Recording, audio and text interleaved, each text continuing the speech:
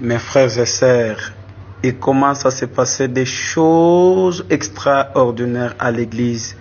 Regardez comment ce pasteur humble ce qu'il est en train de faire, les amis. Regardez même vous. Et ça aussi, c'est la démonstration du Saint-Esprit, même si vous aussi.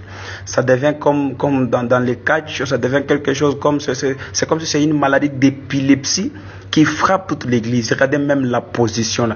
Et regardez comment les gens tombent. Regardez comment les gens tombent.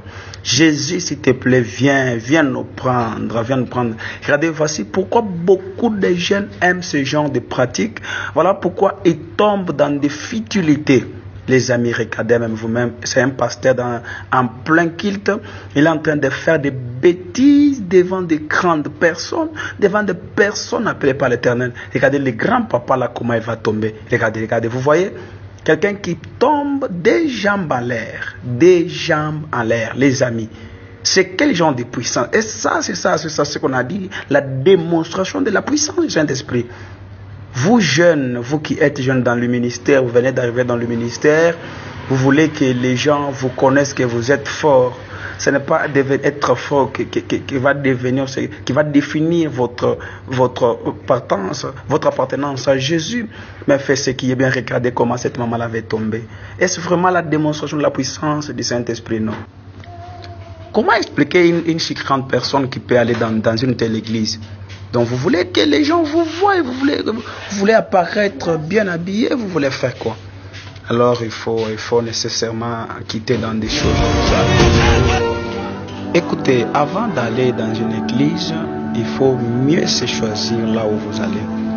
Si vous êtes conduit par un fou, ou soit par un aveugle, et vous et celui qui vous conduit, tous, vous allez tomber, n'est-ce pas?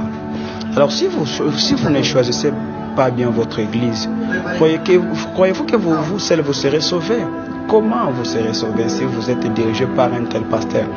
Cet enfant-là tombe sur base de quoi? Cet enfant-là. Est-ce que c'est ça la puissance du Saint-Esprit? Et c'est ça la puissance du Saint-Esprit, ce qu'il est en train de faire là. Et regardez comment l'enfant est tombé. Regardez comment cet enfant est tombé. Alors pour nous, l'église, ça nous enseigne. Vous voyez, ça nous enseigne beaucoup de choses. Je vais dire, la Bible dit,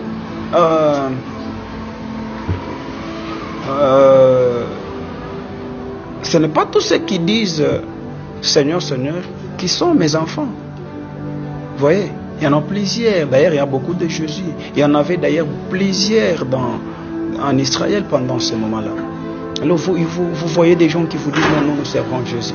Il faut être attentif. Jésus n'est pas seulement le Christ. Il y a beaucoup de Jésus. Alors il y en a qui partent en Israël pas pour une promenade, mais plutôt pour chercher la puissance. Papa, moi je vous pose une question. Où se trouve la puissance pour les chrétiens? Où se trouve la puissance de telle manière ici? Vous voyez? Il y a un protocole qui est vêtu en veste là. C'est comme si c'était lui donc qui était allé avec le pasteur pour chercher la puissance. Il y a une maman là qui fait tomber avec un enfant. Vous vous rendez compte? Vous vous rendez compte? Et toi, un papa bien, quelqu'un qui a étudié, quelqu'un qui est sage, qui a même des enfants à la maison, tu prends toute ta famille, tu prends dans une telle église, soit disant que non, je trouve la délivrance. Je vous jure.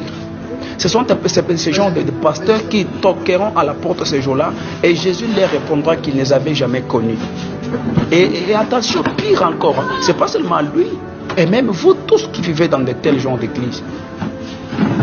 Alors je vous conseille avant qu'il ne soit tard, prenez votre temps. Vous êtes encore, il y a encore le temps, n'est-ce pas? Il y a encore le temps, ce n'est pas déjà la fin, il y a encore le temps. Le temps de vous repentir, le temps d'aller dans une très bonne église. Vous voyez, le temps d'aller dans une très... Ce n'est pas ça la délivrance. Moi, tu ne peux pas m'arriver à de telles bêtises comme ça. Regardez la sœur là qui va tomber. La sœur va tomber. La sœur va tomber. C'est quoi au juste? Et regardez bien, si vous voulez voir, il tombe de la même manière. Les chantres aussi. Recevez la puissance. C'est ça, recevoir la puissance, ça. Ça, c'est ça. Recevoir la puissance.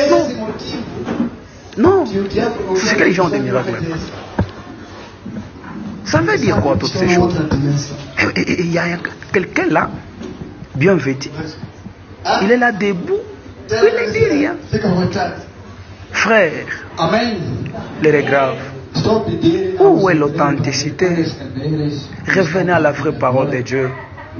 Prêchons la parole. Annonçons la bonne nouvelle. Ne soyons pas emportés par les antichrists.